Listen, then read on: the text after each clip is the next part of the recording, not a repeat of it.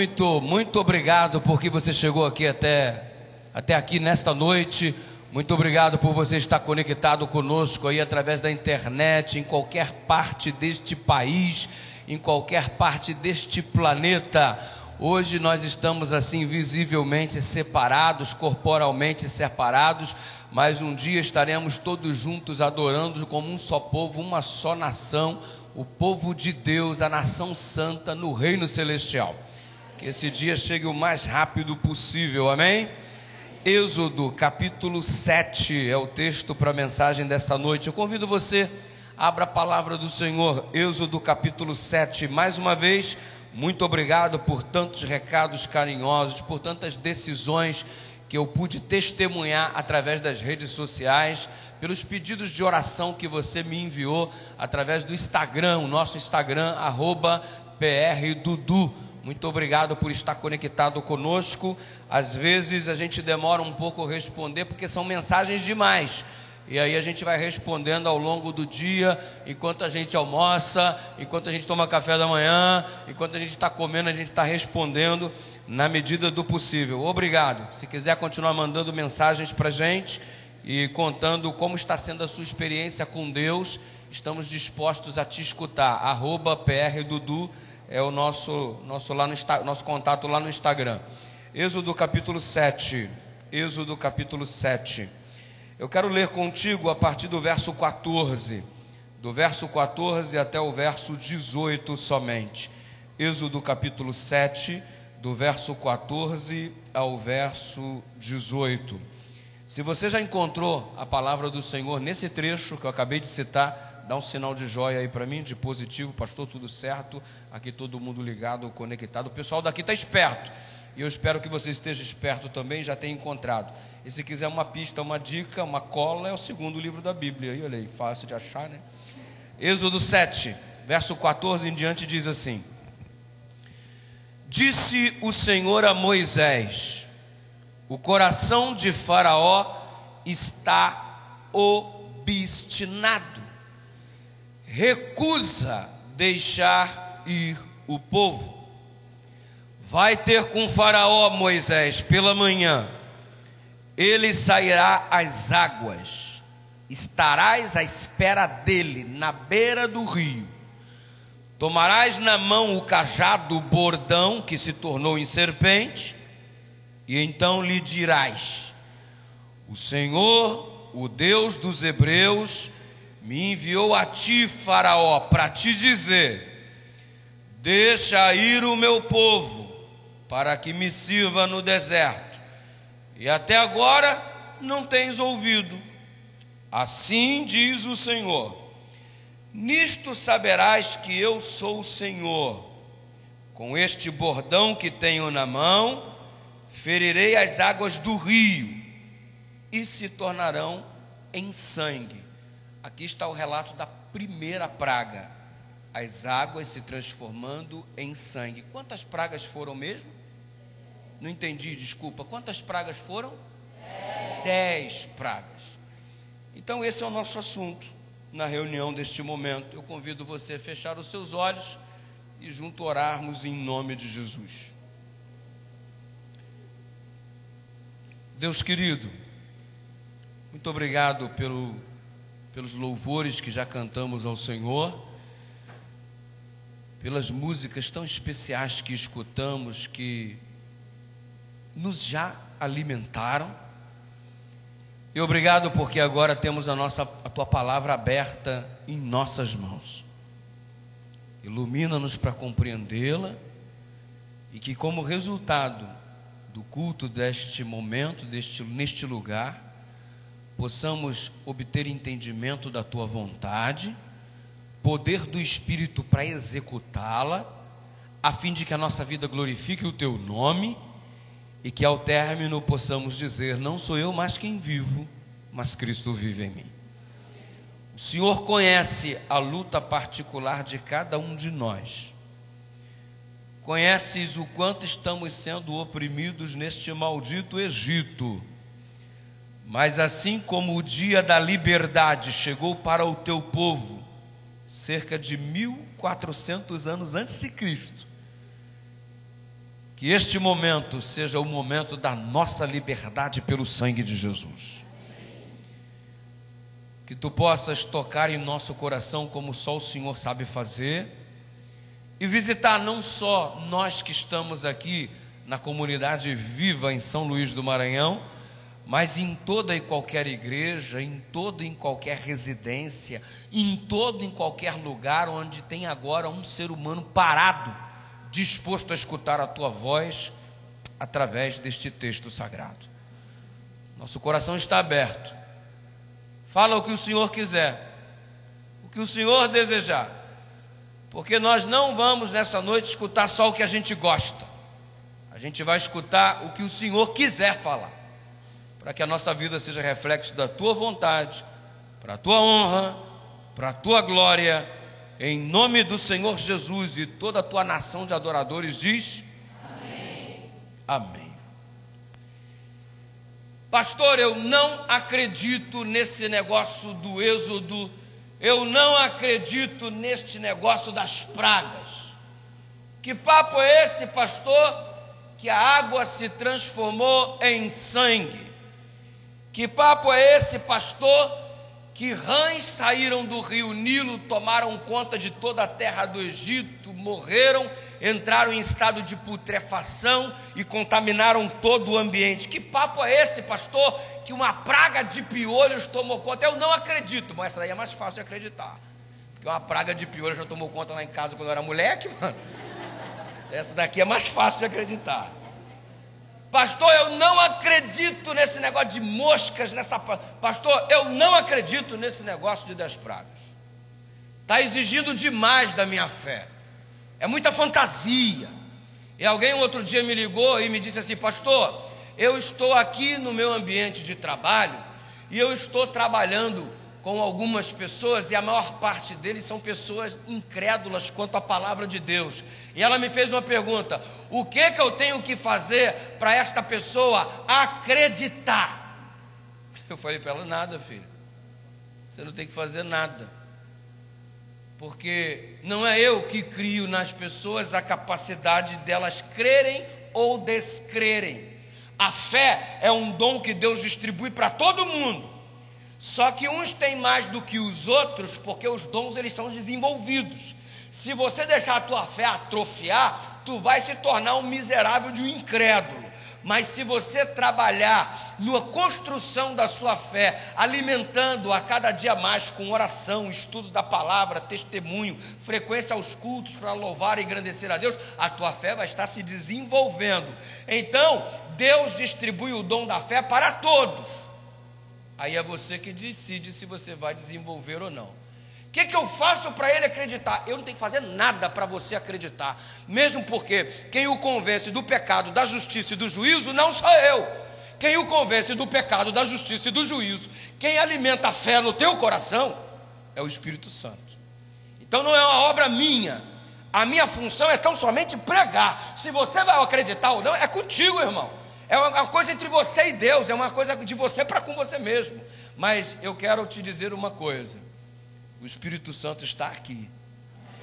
O Espírito Santo está aí na tua sala. O Espírito Santo está aí do teu lado enquanto você me assiste nesse celular, enquanto me assiste nesse telão na tua igreja, enquanto me assiste na TV da sua casa. O Espírito Santo está ao nosso lado para pôr em nosso coração a capacidade de crer. E precisamos crer, porque sem fé é impossível agradar a Deus. Fé, a convicção das coisas que não se veem. Acreditar é a capacidade extraordinária. E tem gente que não crê simplesmente na revelação da palavra. Pastor, eu quero que o senhor venha conversar comigo sobre Deus, mas não usa a Bíblia. Ah, irmão, aí você quer o quê? Você quer que eu converse sobre biologia com você sem citar biologia? Você quer que eu converse sobre história com você sem citar história? Você quer que eu converse sobre química com você sem citar química? Agora tu quer que eu fale sobre Deus com você sem citar a palavra? Não dá, mano. É incoerência. Eu não acredito na Bíblia. Deus é tão misericordioso que, além da Bíblia como revelação, Ele ainda nos permite algumas evidências extrabíblicas. Do que você está falando? Por exemplo, um sacerdote egípcio que viveu na época do Êxodo, que vivenciou as pragas, ele escreveu uma oração para Osíris, que está lá no museu na Holanda, uma oração resultante de uma escavação arqueológica, de ser encontrada como resultado de uma escavação arqueológica, e está no museu da Holanda, e uma oração de 1400 a.C., irmão. E nesta oração, neste artefato arqueológico encontrado pelos estudiosos, está lá: ó Deus Osíris, por que os nossos animais, todos eles morreram? Por que há uma praga de piolho? Por que os nossos filhos morreram? Por que o Nilo se transformou em sangue? O cara orando a Osíris, um sacerdote egípcio. Você não crê na Bíblia?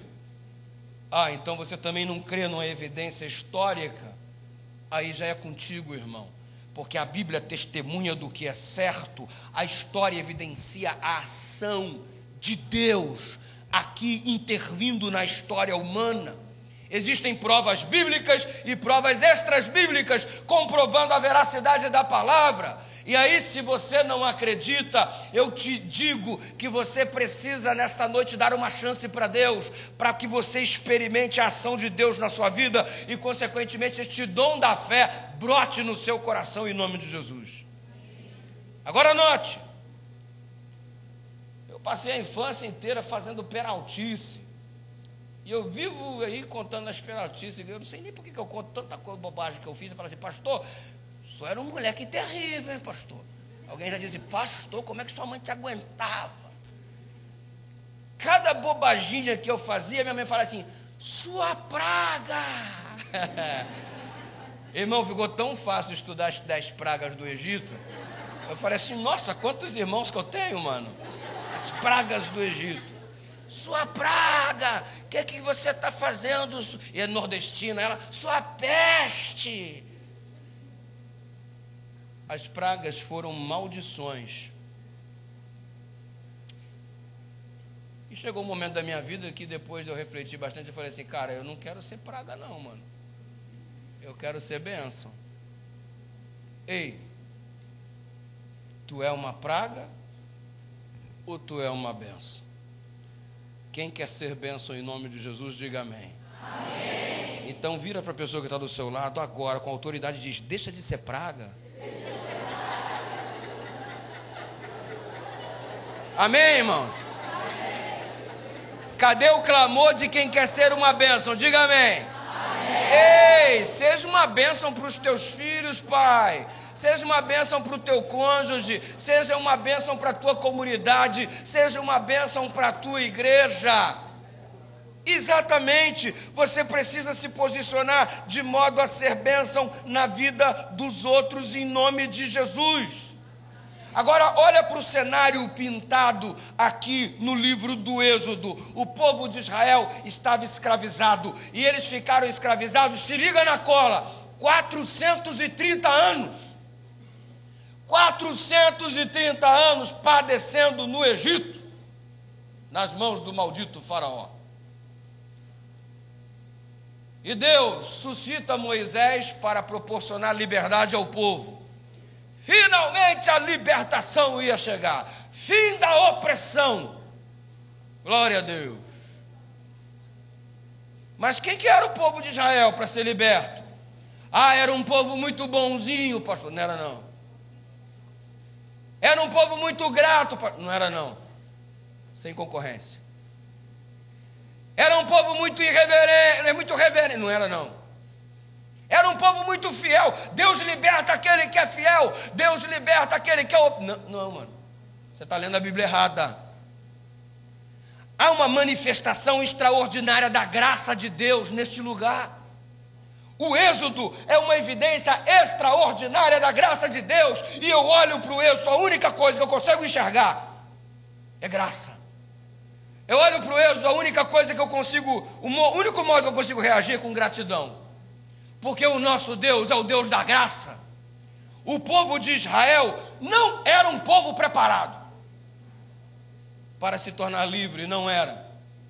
O povo de Israel não era um povo que tinha fé. O povo de Israel não era um povo ativo. no sentido de trabalhar para Deus, era um bando de acomodados.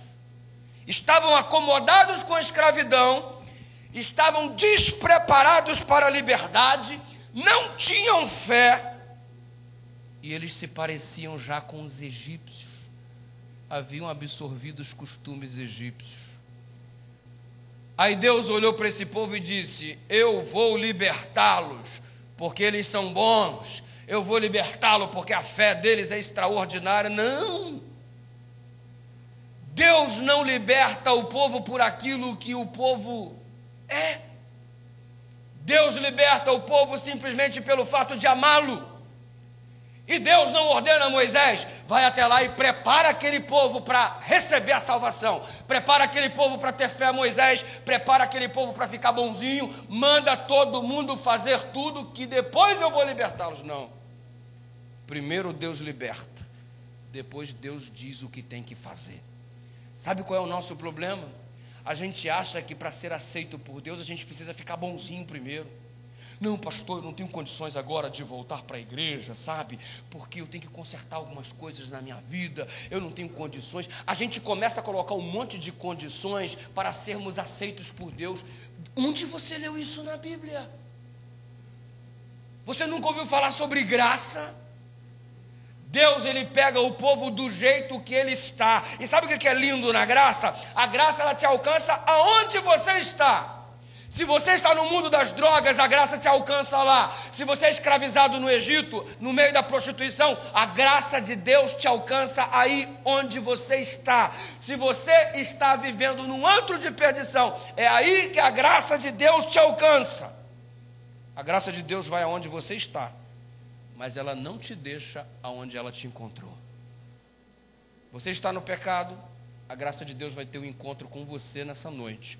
Mas acredita que ela não vai te deixar onde ela te encontrou. Ela vai te trazer para uma novidade de vida em Cristo Jesus. Amém. Deus não liberta o povo porque o povo é bonzinho. Deus liberta o povo pelo simples fato de amá-lo. Eu quero libertar o meu povo. Eles foram salvos. Eles foram libertados. E neste processo de execução de salvação, de liberdade, depois Deus diz: agora olha só, eu salvei vocês, a vida de salvo é assim, ó, tem que fazer assim, a sexualidade é desse jeito, o jeito de se vestir é desse jeito, agora você tem um dia para guardar, a administração financeira é dessa forma, é assim que se educa filhos, é assim que se alimenta. Percebeu? Deus orienta depois da libertação. Sabe por quê? A salvação é pela graça. Mas depois que você foi salvo, depois que você foi liberto, então Deus diz: é assim que você tem que andar na minha presença, como alguém que é salvo em Cristo Jesus. Então, você não faz as coisas para ser salvo. Você começa a fazer as coisas porque Ele já te salvou, porque Ele já te libertou. Agora, não me diga que você foi salvo por Jesus e essa tua vida está toda errada. Porque se Jesus te salvou, Ele te salvou para ser uma nova criatura. As coisas velhas passaram e tudo se fez novo. Então, você não tem que fazer nada para ser salvo. Mas depois que você é salvo, você tem que viver como um salvo. Porque o poder de Deus está à sua disposição para transformar a sua vida. Deus te salva do jeito que você está. Mas a vida do salvo não é do jeito que você estava. É uma vida de crescimento, é uma vida de aperfeiçoamento, é uma vida de santidade. E assim como Deus salvou você, Ele também santifica você. Porque não tem esse papo de você dizer assim: eu vou me santificar, eu vou me transformar. Não, filho, você também não faz nada disso, você não é ninguém. Ele salvou você e pelo poder dele, Ele transforma você. Note que a salvação você recebe de graça, e a santificação é algo que Ele faz em você. É assim que funciona. Então, pastor, eu tenho que guardar o sábado para ser salvo. Pastor, eu tenho que me vestir desse jeito para ser salvo. Pastor, eu tenho que parar de xingar palavrão para ser salvo. Pastor, eu tenho que organizar minha vida sexual para ser salvo. Pastor, eu tenho que fazer... Não, desculpa, mas não. Do jeito que você está, Ele te salva. Mas se Ele te salvou, não é mais você que vive. Jesus vive em você. Aí você vai mudar seu jeito de vestir, aí você vai mudar seu jeito de falar, aí você vai mudar os lugares que você frequenta, aí você vai mudar o jeito que você administra a sua sexualidade. E você está mudando tudo isso, não é para você se salvar, porque a salvação não é pelas obras, mas é porque Ele já libertou. Ele tirou você do Egito e agora Ele está te ensinando para caminhar em direção à terra prometida. É desse jeito aqui que eu estou te falando. Se organiza, meu filho. É assim que funciona.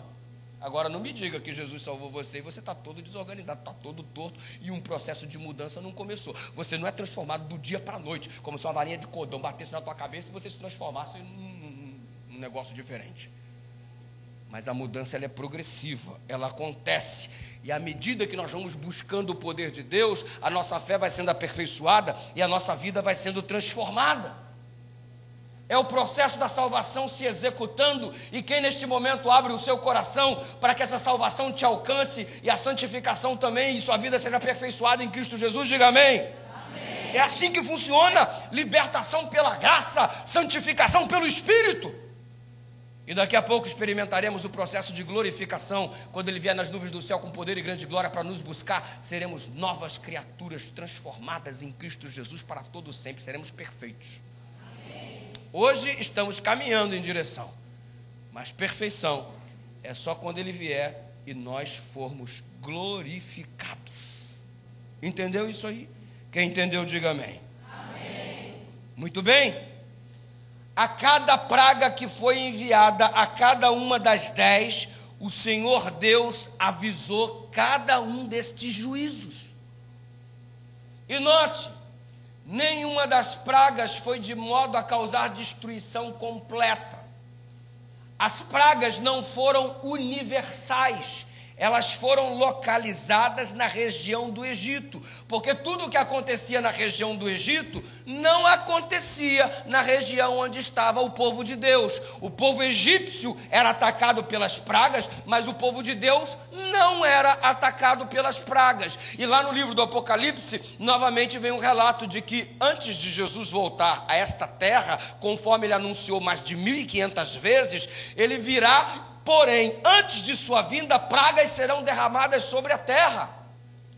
Essas pragas serão derramadas, mas elas também, da mesma forma como anunciadas aqui no livro do Êxodo, não serão universais, porque senão todos seriam destruídos. Elas serão locais, assim como aconteceu. E uma coisa linda, o povo de Deus não vai ser atingido. Amém. Então qual é a coisa mais segura você fazer na sua vida? Coloca a sua vida nas mãos de Deus, filho. Deixa essa graça te alcançar, deixa essa graça te libertar, deixa esse Espírito te santificar e fazer sua fé se desenvolver e você se aperfeiçoar cada dia nessa busca constante que nós denominamos de comunhão. E Deus avisou tudo para o faraó, e Deus está te avisando nessa noite. Deus está te advertindo, e Ele te adverte do jeito que você precisar. Se você precisar de um puxão de orelha, Ele vai puxar a tua orelha. Se Ele precisar te dar uma sacudida, Ele vai te sacudir. Se Ele precisar fazer você perder teu sono, Ele vai fazer o que preciso for, porque Deus está direcionado com foco. Deus está em uma única direção. Ele quer salvar você. Por isso Ele te avisa. Sabe o que é esta reunião neste momento? É um aviso de Deus para a tua vida. Sabe por que Deus permitiu você estar conectado conosco neste momento? Ele está te avisando que algumas coisas vão acontecer neste mundo. O faraó vacilou e não se preparou de um modo diferente. Hoje estaremos nos preparando melhor para enfrentar os últimos instantes da história desta terra. Pelo poder do Espírito Santo. Os magos do Egito tentaram imitar todas as ações de Deus. E não é diferente hoje. O diabo está tentando imitar as ações de Deus. Sabe por quê? Porque quando Deus age de verdade, Ele quer minimizar a ação de Deus por intermédio de uma contrafação estabelecida anteriormente. Exemplo, derramamento do Espírito Santo. Nós estamos aguardando o derramamento da chuva serôdia. E é uma busca particular, individual de cada um de nós. Isso vai nos preparar para os momentos finais de crise que esta terra enfrentará. E inclusive a queda das 10 pragas. Temos que estar todos selados com o Espírito Santo. Mas antes que esta obra verdadeira e genuína aconteça, o diabo fica imitando, criando contrafações para ludibriar o povo, para que quando a verdadeira chuva serôdia seja derramada, for derramada, aí o povo dirá: isso aí que vocês estão chamando aí de derramamento do Espírito Santo, isso aí a gente já experimenta há muito tempo. Aí fica um falso pentecostalismo, uma falsa busca, uma falsa ilusão de que estão todos aí cheios do Espírito Santo, fazendo sinais e prodígios. Não passa de uma grande contrafação, porque de igual forma você percebe que aqui os magos do Egito imitavam as ações de Deus, para que quando Deus fizesse suas ações, o faraó não ficasse tão impressionado, e o diabo fica fazendo curas, milagres, maravilhas por aí, e todo mundo achando que é Deus, para que quando a verdadeira ação de Deus ocorra, seja minimizada, ou não tenha tanta atenção quando devia. E o diabo é muito sagaz, mas aqui ele é derrotado em nome de Jesus. Amém. E viu o faraó? Teve que apanhar demais para aprender. O homem que gostava de apanhar, esse tal do faraó.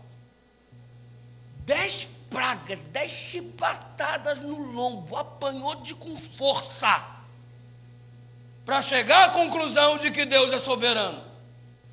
Quanto mais que você tem que apanhar para chegar à conclusão de que o Senhor é o Rei do Universo?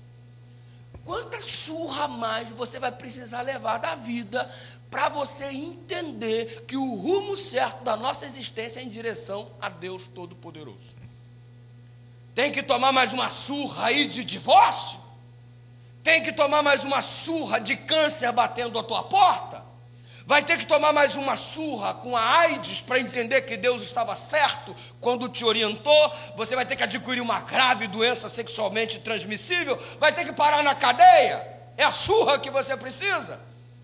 Você precisa, por exemplo, um vexame público, todo mundo ficar sabendo e você, consequentemente, ficar envergonhado. Precisa de um tiro, levar um tiro, uma bala perdida, para você aprender o rumo que você tem que tomar na sua vida. O faraó apanhou com força. Mano, eu não quero apanhar mais. Chega de apanhar. E quem aqui quer participar dessa decisão comigo, chega de apanhar, diz amém. Então vira para a pessoa, diga assim, daquela que está do seu lado: filho, para de apanhar. Chega de surra, irmão. Chega de surra. E lá vem as 10 coças que o faraó vai tomar. 10 chibatadas, 10 lenhadas.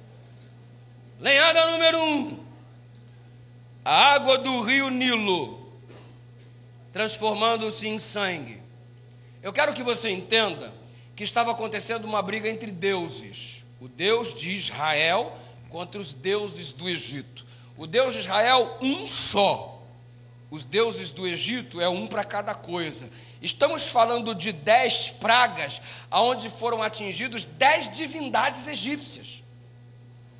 Quando a água se transforma em sangue, o Deus que está sendo agredido é o Deus do Nilo, porque o Nilo era considerado como um Deus para os egípcios. É uma luta do Deus verdadeiro contra o Deus falso, é o grande conflito. E diante desta batalha, observe, quando a água se transforma em sangue, gerou uma situação dentre tantas. O povo de Israel fabricava tijolos para as construções faraônicas. Para fazer o tijolo, tinha que ter água para misturar com a terra e formar o barro. Só que a água virou sangue. O que aconteceu, pastor? Não tinha mais água para fazer tijolo. Qual o benefício da praga? Sem água para fazer tijolo, o povo escravo israelita cruzou os braços, porque não dava mais para fazer tijolo, irmãos. Foram descansar. Deus, através desta praga, deu um descanso para o seu povo escravizado. Os estudiosos dizem que eles trabalhavam pelo menos 16 horas por dia.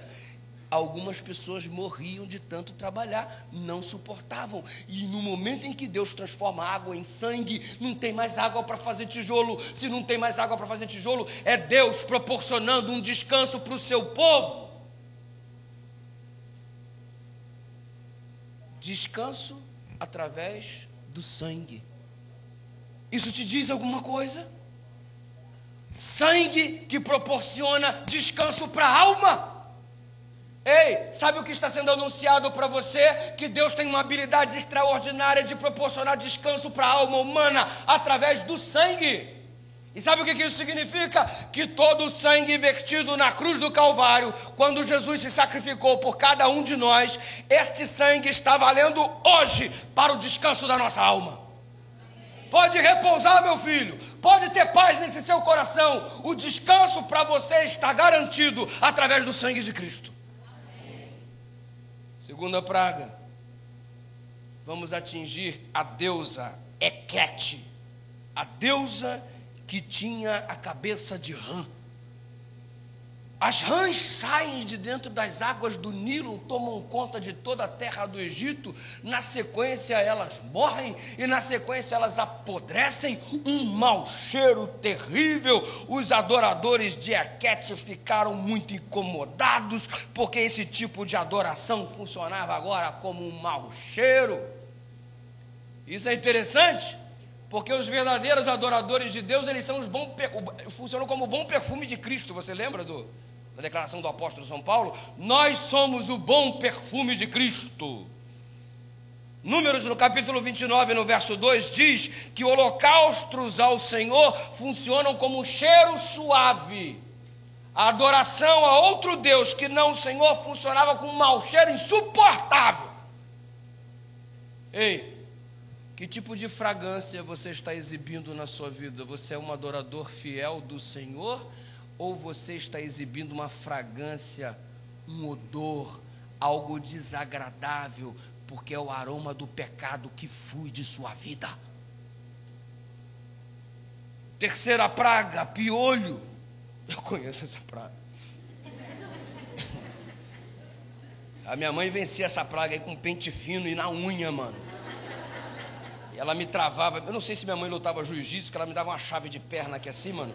Me botava aqui assim, me trancava. Amigo, ali sabia vencer a praga do Egito. Os piolhos sugam o sangue das pessoas. O sangue na Bíblia é símbolo de vida. Tirar a vida. Sanguessuga, já viu aquele objeto, aquele bicho chamado sanguessuga, aquela coisa insuportável? Na nossa infância, quando enchia, minha mãe falava chamichuga. Filho, cuidado com a chamichuga. Ei, qual é a chamichuga que está sugando a tua vida? Qual é o piolho, qual é o agente satânico que está arrancando a tua qualidade de vida? Que praga é essa que está te atormentando? E quando eu falei assim, eu não quero ser uma praga, eu quero ser uma bênção. Se você for apanhar uma aplicação secundária, essa água aí suja. Se você for uma praga, meu irmão, me desculpa, tu anda sujando a vida dos outros. Se você for uma praga, tu anda causando um aroma péssimo no que diz respeito ao relacionamento com as outras pessoas. Se você for uma praga, tu anda sugando a vida dos outros. Tu está acabando com as pessoas que estão perto de você. As moscas causavam dor. A quarta praga. Você tem causado dor na vida de alguém? Magoado as pessoas, ferido as pessoas? Você lembra que eu falei ontem que nós fomos criados com a capacidade de amar? E por que ao invés de amar as pessoas, você machuca tanto as pessoas? Que prazer existe em ferir as pessoas? O rebanho estava morrendo.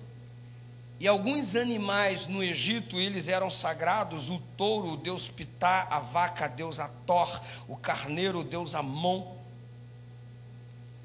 O rebanho morrendo, os deuses egípcios estavam caindo por terra.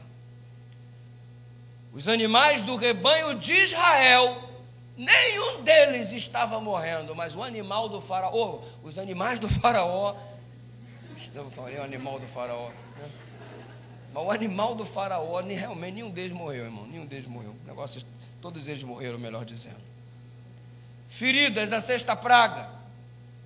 Você percebeu a sequência? Aconteceu mais ou menos assim: uma coceirinha, uma sarninha. Você começou num processo de negação, não é nada não, não é nada não, não é nada não. Aí surgiu uma feridinha, daqui a pouco você estava todo arregaçado. É igualzinho o pecado, a praga do pecado. Você começa numa coceirinha, numa sarninha, começa numa negação, nada a ver, tem problema não pastor, tem problema não mãe, tem problema não pai, nada a ver, daqui a pouco tem uma feridinha, daqui a pouco você está todo arregaçado pelo pecado. Uma praga. É só um gole. O que tem? Só um gole, só um trago, uma vez, é só um beijo, gente. Eu sou casado, mas o que tem? Só um beijo, só um abraço, só um filmezinho. O que tem? Uma cenazinha mais forte e tal. É só uma foto, é só um nudes. Qual que é o problema? Não, só um nudezinho, mano. Olha aí como Deus me fez, ó.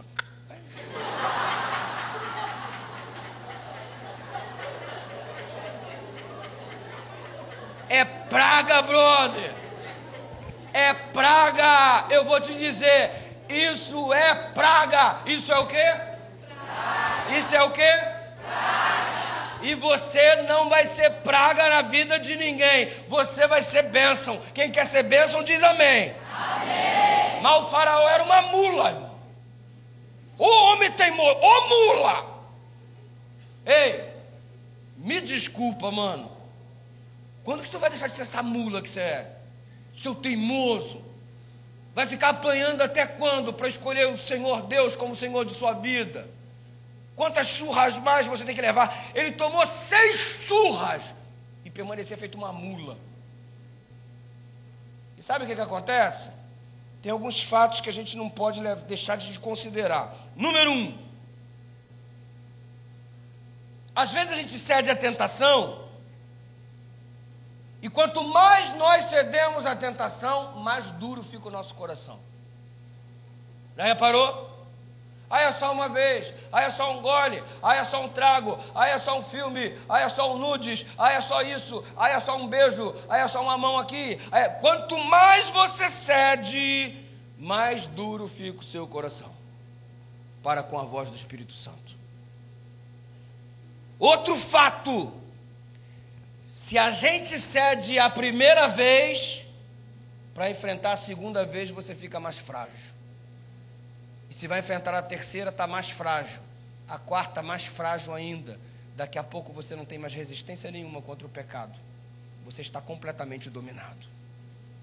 Quanto mais a gente cede, mais frágil estamos para a investida seguinte. E quer ver uma mentira?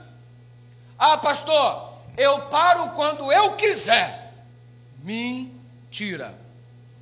Desculpa, você não para quando você quiser. No dia que eu quiser, eu deixo. No dia que quiser, eu largo. Mentira, mentira e mentira.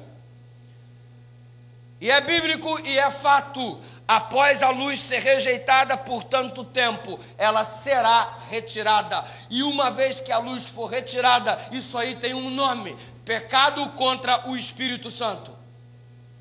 Enquanto somos incomodados, é porque o Espírito Santo está falando ao nosso coração. No dia que o pecado não te incomodar mais e você pecar, isso não te causar o menor incômodo, o Espírito Santo já está trabalhando com muita dificuldade em você. Talvez ele não esteja nem mais tocando. E desculpa, se o Espírito Santo não agir mais na nossa vida, cometemos o pecado imperdoável. Não há mais salvação para a gente. E sabe o que é o pecado imperdoável? Por que o pecado não tem perdão? Porque para você ter perdão, você precisa se arrepender. Se você não permite o Espírito Santo tocar no seu coração, então não tem arrependimento para você. E se não tem arrependimento para você, não tem perdão. Se não tem perdão, você está perdido.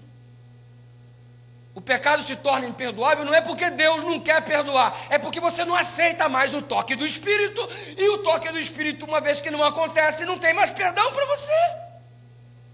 Por quê? Porque tu tomou um monte de surra, apanhou pra caramba, mas permanece feito uma mula, igual o faraó, teimoso, em vez de ser uma bênção, continua insistindo em ser uma praga. E tem uma hora que Deus diz, olha, não dá mais, estou tirando meu time de campo, faz o que você quiser com a sua vida, porque eu já tentei tudo que devia. Pastor, será que eu pequei contra o Espírito Santo? Calma, isso não é um ato, isso é um processo. Eu nunca conheci ninguém que tivesse pecado contra o Espírito Santo. Eu nunca conheci. E se você está conectado conosco nessa noite e a palavra de Deus está mexendo contigo, não é porque eu falo bonito ou feio, ou forte ou fraco, ou alto ou baixo. Não tem nada a ver comigo. Se a palavra de Deus está tocando você nesse instante, é porque o Espírito Santo está falando contigo agora. Sabe o que isso significa? Você não pecou contra o Espírito Santo. Ele ainda fala. E se hoje ouvirdes a sua voz, não endureçais o vosso coração. O faraó permanecia feito uma mula teimosa, e veio a 7ª surra, granizo com fogo, chuva, algo quase desconhecido no Egito, um território que não chove, uma seca. Eu estive lá, irmãos, 95% do território egípcio é o deserto do Saara. Um inferno de... Ele não sabe o que é chuva, irmão. Se chover lá, ele vai ter um negócio, uma festa extraordinária no Egito. Se chover lá, é melhor que um título de Copa do Mundo, irmão. E choveu, mas choveu pedras com fogo, saraiva, pedras e fogo, granizo com fogo. A água era tida como um deus no Egito, o fogo também. Os deuses que deveriam estar abençoando, os deuses estavam usando os elementos da natureza, que para eles eram deuses, para amaldiçoar a vida deles, para que eles apanhando, para ver se tomassem uma decisão diferenciada. Quem pode é Deus, quem manda é Deus. E sabe o que é lindo na história? O Moisés saiu da presença do faraó, estava chovendo pedras e fogo, ele passou pelo território, nenhuma pedrinha caiu na cabecinha dele. Nenhum foguinho deu uma encolhidinha no cabelo do Moisés. O cara passou na boa. Ei, quando as pragas caírem sobre este mundo, 1000 cairão ao teu lado, 10.000 à tua direita, mas você não vai ser atingido. Amém. Porque se Deus é por nós, quem será contra nós? 8ª praga. Gafanhotos. O que sobrou da saraivada, o gafanhoto foi lá e destruiu. Ei, tem gente que se comporta como se fosse um gafanhoto. O cara já está todo moído, todo destruído, todo acabado. E o que você faz? Você vai lá e termina de acabar com o indivíduo. Gafanhoto maldito. Tu devia ser uma bênção e está sendo uma praga. Pastor, e como que a 7ª praga se aplica a mim? As pedras, tu fica dando pedrada nos outros, tu é praga, irmão. Fica moendo o restinho que sobrou das pessoas, a pessoa já está toda esbagaçada pela situação, e ainda como se não fosse suficiente, você vai lá e pisa mais um pouco, sua praga. Conheci uma irmã que perdeu a filha. 17 anos, linda. A menina, por uma frustração amorosa, enlouqueceu e pôs um fim à própria vida. Você já imaginou o desespero de uma mãe que percebe a sua filha pondo um fim à própria vida, cometendo suicídio? Você já imaginou como essa mulher está destruída no dia do funeral? Ou ao longo de toda uma vida? E como se não bastasse, ela já está toda moída. Aí vem um infeliz do irmão e diz assim: irmã, Que pena que a sua filha não tem mais salvação por aquilo que ela fez. Praga, gafanhoto maldito.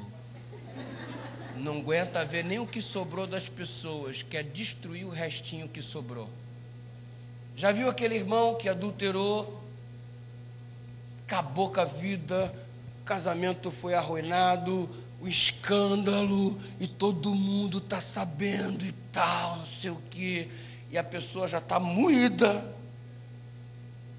Aí vem alguém perto, como se não bastasse a pessoa estar moída, aí vem o gafanhoto, e a igreja está cheia de gafanhoto, aí dá mais uma pisadinha.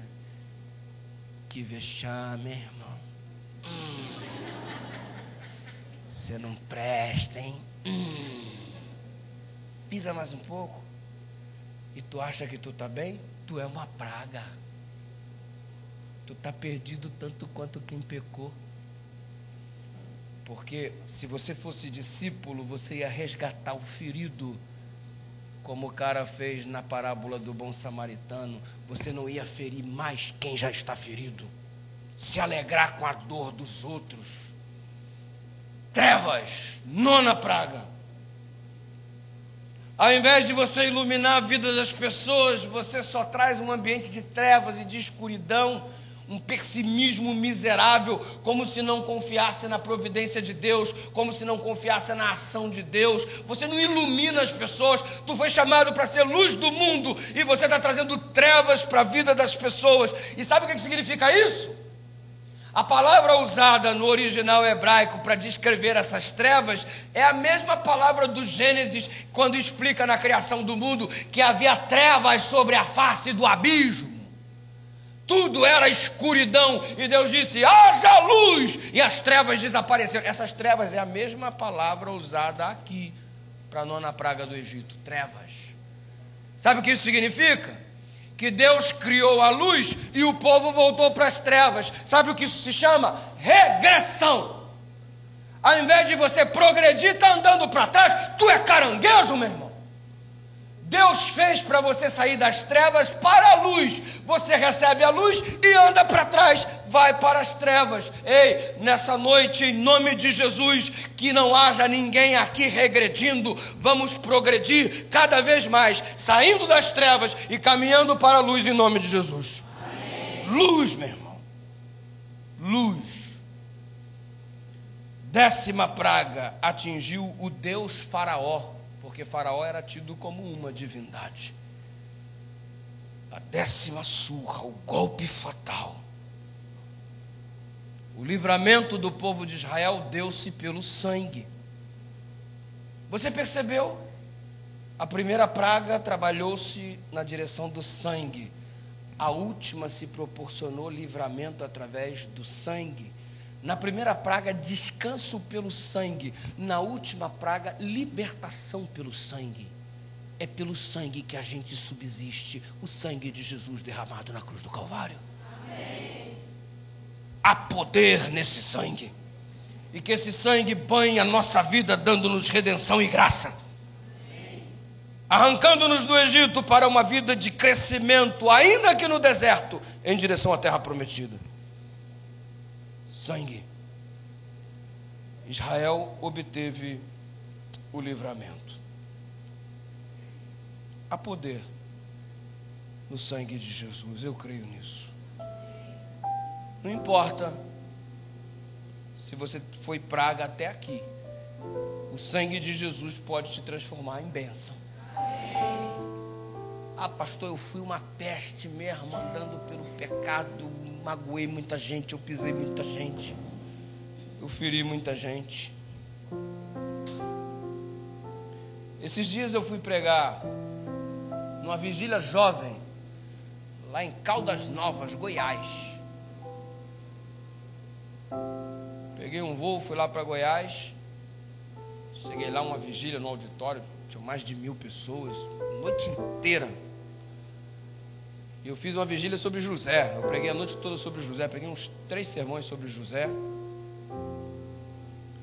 Saí do calor de Belém, fui lá para o friozinho de Goiás. Junho agora, início frio. Fui lá. Que vigília bacana, que juventude animada. Foi muito legal, irmãos. Naquela vigília, enquanto eu pregava, terminava um sermão e um rapaz vinha com o testemunho dele. E eu comecei a ouvir o testemunho do cara, que foi dividido em 3 partes. Eu preguei 3 vezes e ele testemunhou 3 vezes. Comecei a ouvir o testemunho daquele cara. Eu falei assim, mas que praga, meu irmão. Mas que praga. Ele falava, que praga, mano.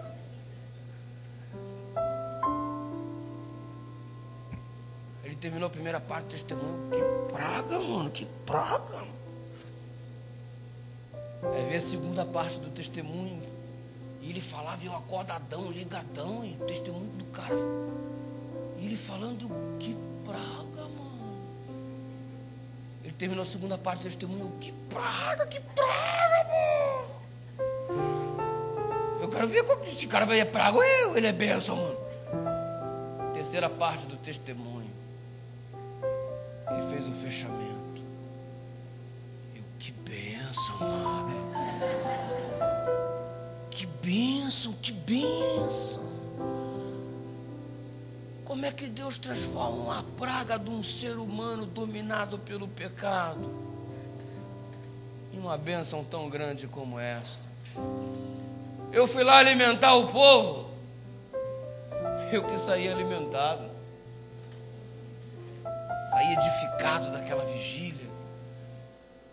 Saí assim glorificando a Deus pelo poder extraordinário que Ele tem de transformar vidas humanas. De todo aquele que se permite ser alcançado e não fica se comportando como uma mula feito Faraó. Lindo ver, pastor, qual que é o testemunho, pastor? Nossa, você está ficando curioso, né? É claro que eu não tenho condições de contar a extensão do testemunho do cara, mas vai no Acampijá para você ver só o testemunho maravilhoso. Acho que você vai ouvir só no Acampijá. O apelido dele é Tunico. Antônio de Souza. O cara foi condenado a 300 anos de prisão. Eu vou repetir. 300 anos de prisão. Tinha que ter reencarnação para o cara cumprir esse mandato aí dele. Quantos anos de prisão, irmãos? 300. Será que fez alguma coisa ruim esse cara para ser condenado a 300 anos? E ainda tinha um monte de casos que ainda precisavam ser julgados. Mas os primeiros levaram ele a 300 anos de prisão. E um cara para ser condenado a 300 anos de prisão tem que começar cedo, né? Começar cedo a carreira. Pode começar muito tarde. Criado em São Paulo, num bairrozinho assim, super light, Jardim Ângela, berço da criminalidade. Pai macumbeiro, socava cachaça no moleque desde pequeno. Molequinho, ele já andava bêbado. O pai o incentivava a beber. Se tornou-se um guri agressivo, aprendeu com o pai, porque o pai também era assim, mas em algum momento o pai se converteu, entrou para uma igreja evangélica. Mas o moleque continuou peralta. Com 10 anos de idade ele comia os frangos da macumba. Pastor, não podia ver uma cachaça numa macumba, numa encruzilhada, que eu mandava ver. Eu, que praga, mano. Eu não gostava do meu pai. E quando eu soube que ele ia para a igreja, na hora que ele estava na igreja, eu quebrava os vidros tudo na igreja na pedrada. Eu subia em cima do telhado, quebrava os telhados. Eu ia lá no fio, arrancava os fios. A igreja faltava culto na hora do culto, faltava energia na hora do culto, eu arrancava tudo. E quando faltava luz, os irmãos, é o demônio do Tonico. Demônio do Tonico. Os crentes chamavam demônio do Tonico. Ele contando o testemunho, eu olhei, que praga, mano. Que praga. 14 anos de idade, teve 2 overdoses de cocaína. aos 14 anos. Tornou-se chefe de uma quadrilha de 80 homens. Assaltos. De usuário de droga virou traficante. Controlava diversas bocas. Tornou-se endinheirado. Muitos cordões e relógios de ouro. Muitas armas. Os melhores carros. Tornou-se famoso. Começou a ser procurado e anunciado pela TV. A polícia o prendia, mas ele dava muito dinheiro e era solto. Foi parar no Carandiru, enquanto o mesmo ainda existia. Pavilhão 9. Todo tipo de desgraça ali dentro ele contemplou. Depois foi parar em Presidente Venceslau. Sua família já estava frequentando a igreja evangélica, seus irmãos, seus pais. E nessa ocasião, a mãe dele o visitou, entregou uma Bíblia para ele. Ele passou 8 anos na cadeia dos 300 condenados. A mãe orou por ele por 18 anos. Coração de mãe. 18 anos a mãe orou por ele. Ele leu a Bíblia que a mãe lhe deu, leu toda ela, e Deus começou a trabalhar na vida daquele indivíduo. Ele aceitou a surra de Deus,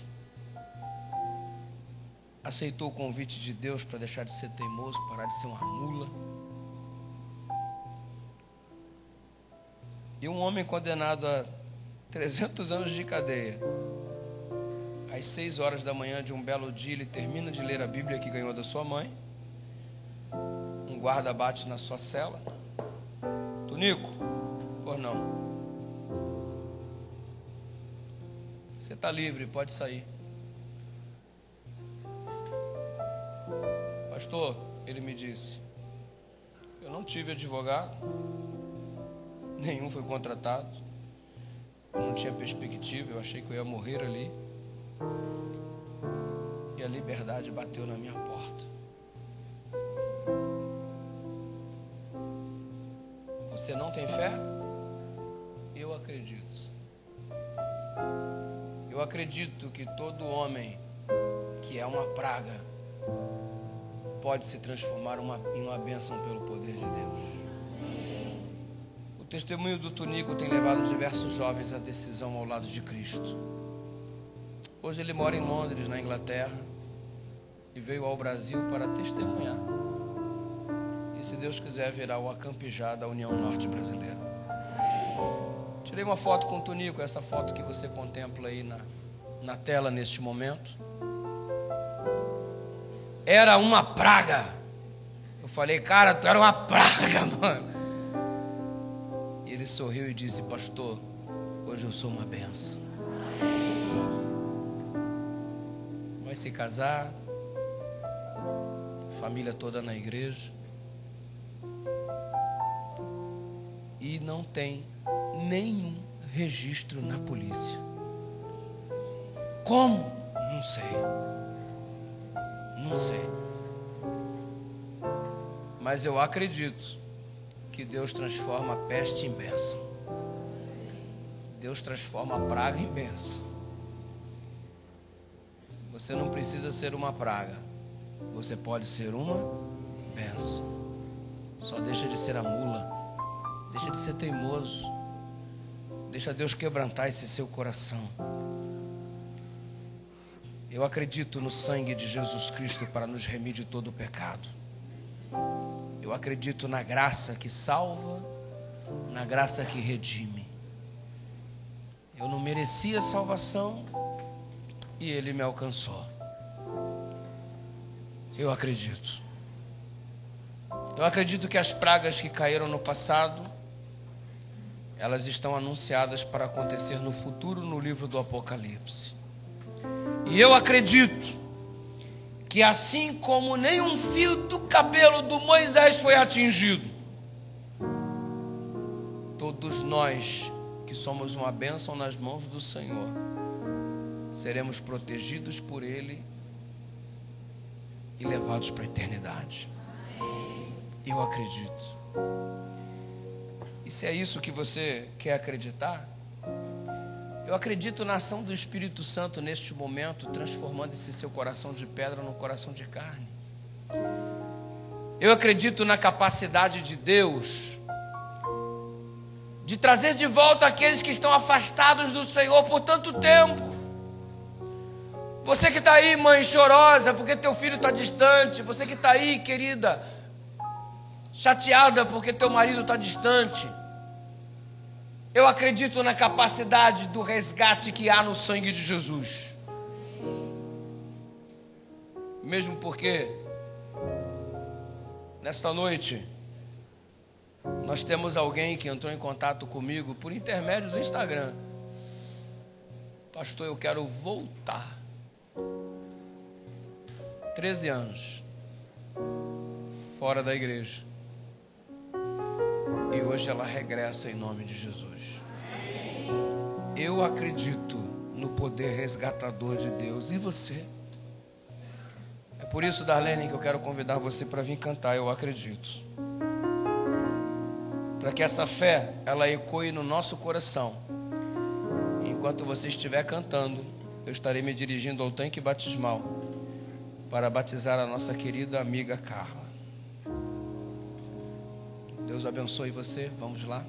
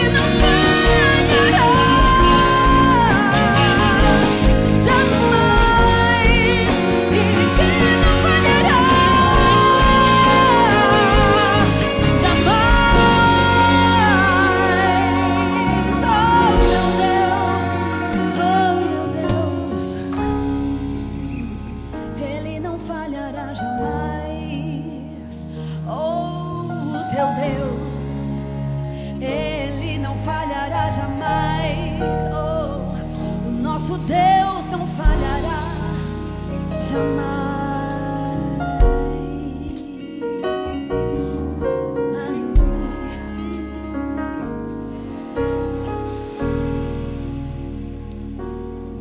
Eu acredito no sangue do Senhor Jesus que nos redime de todo o pecado. Eu acredito no sangue que nos dá descanso. Eu acredito no sangue que nos liberta das pragas e do juízo final. Eu acredito no sangue de Jesus, Carla, que neste momento apaga todos os nossos pecados. E você vai ser batizado agora, e não é a água que nos purifica do nosso pecado. O que nos lava de todos os nossos pecados é o sangue de Jesus Cristo. Isso aqui é o símbolo do sangue que te redime nessa noite mais uma vez. O sangue que me redime, que nos redime. Desculpa a expressão, para de ser teimoso. Aceita este sangue que foi vertido na cruz do Calvário para perdoar e purificar você de todos os seus pecados.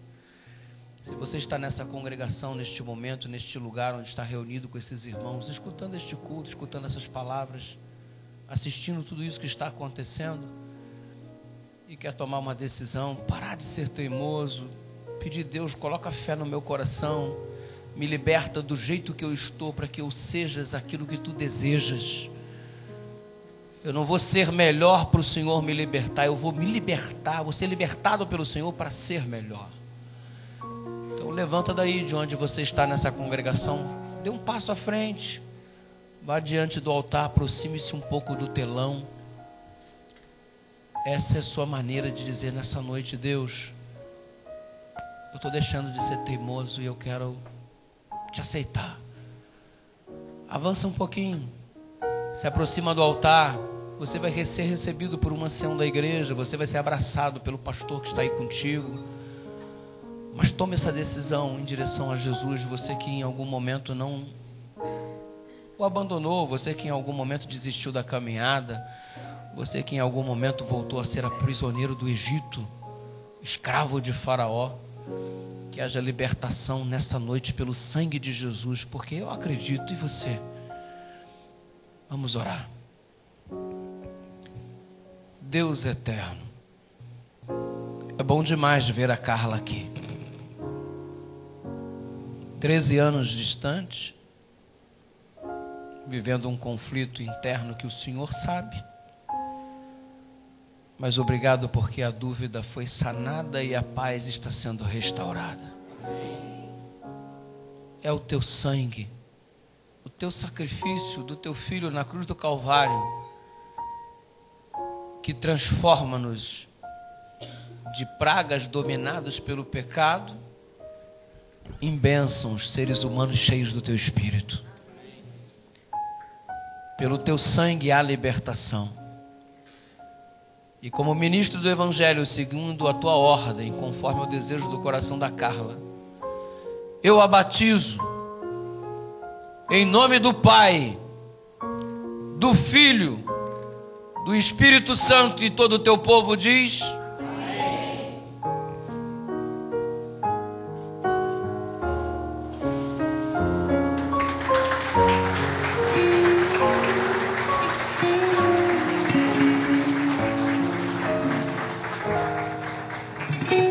Amanhã às 19h30 estaremos juntos em nome de Jesus. Deixa o seu recado, a sua decisão, o seu testemunho, para que tenhamos a chance de perceber o que Deus está fazendo aí na sua vida. Só mandar esse recado para a gente lá no Instagram, @PRDudu. Eu quero que você divida comigo o que Papai do Céu está fazendo com você, e juntos nos alegraremos no Senhor. Tenha uma noite maravilhosa na presença de Deus, e que amanhã juntos às 19h30 cultuemos o nosso Deus em mais um passo da nossa caminhada nesta semana de oração. Deus te abençoe, graça e paz.